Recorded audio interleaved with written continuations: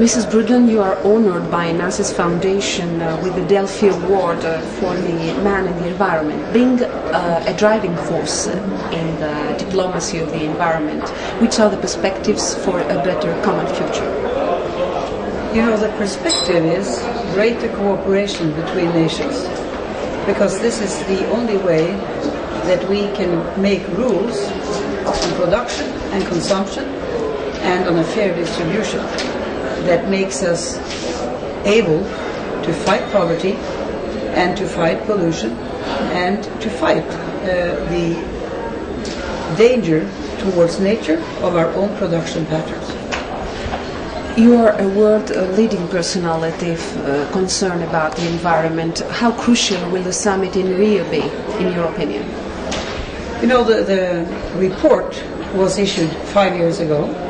This conference was one of our suggestions, that the world should make an analysis and take stock of what activities and policies would be pursued.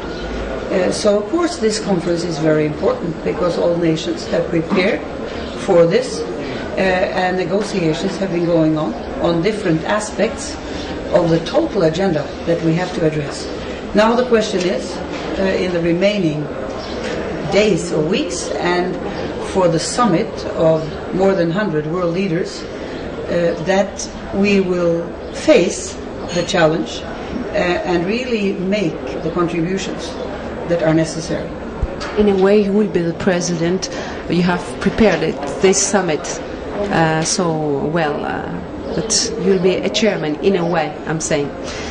What should the people expect from this summit, and what the political leaders you think they are able to achieve in Rio for these endangered areas, especially the polluted ones? You know, the negotiating process has achieved quite a lot. There is a text on a convention on biodiversity, which is reasonably a good one. There is also a text on a climate convention. Although we had wished it to be more forthcoming, it creates a framework for future work in this very vital area. There are also a lot of other texts which have been negotiated.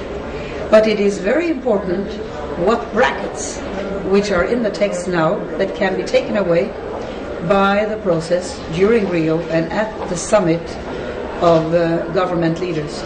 So every hour, every day has to be used to achieve as much as possible before that conference ends on the 11th or 12th of June. Which are the principles and the basis of your ecological crusade? Well, you know, the commission that I led, the World Commission on Environment and Development, was a common undertaking, an independent commission called for by the United Nations General Assembly to address several vital issues of the world agenda: population, waste of resources, pollution, poverty, the undermining of our natural resources. And we were 23 people from the north and the south, from the east and the west, analyzing, coupling with the universities and NGO communities around the world, and we had public hearings to address the issues and to come up with an agenda for change. And that agenda is a roadmap. We have to change the patterns of policies and have a much greater cooperation across national barriers. Why Norway people are so concerned about nature, and they were the first, I think, in Europe to be so concerned about the ecological problems and the protection of the environment? Well, I think we are one of the nations which were early in addressing these issues. Norwegians are, of course, very strongly connected with nature. We are a sparsely populated country. People are dependent upon nature, historically, on fish in the ocean, and on coastal communities far away from the centers of Europe. So people were used to be fishermen, hunters, and to have a close relationship with nature.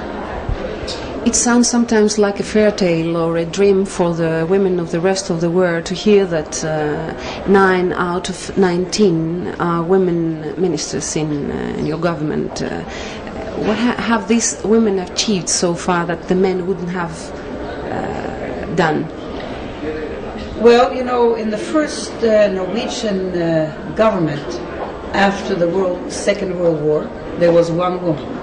This was the first cabinet minister who was a woman. Now, as you say, there are 9 out of 19. And the dramatic changes happened during the 70s and the 80s. And it has also its consequence in policies. For instance, one of our most important issues is securing kindergarten for children. In a few years' time, we will be able to give kindergarten to all children before school age. For working mothers, this, of course, is essential.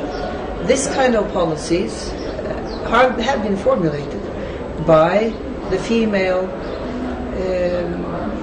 contact and the female weight into our political parties and into my party especially, to formulate new kinds of policies with regard to the environment, to family policies, to the rights of women, and to equality in society. 40% of the decision makers are women in Norway. It seems to me like a paradise, but what about men? How do they feel? I have heard there are organizations, men organizations, who say that they are oppressed by women. Is it true, or they are happy men, both men and women in Norway? Well, you know, they haven't told me that they are oppressed.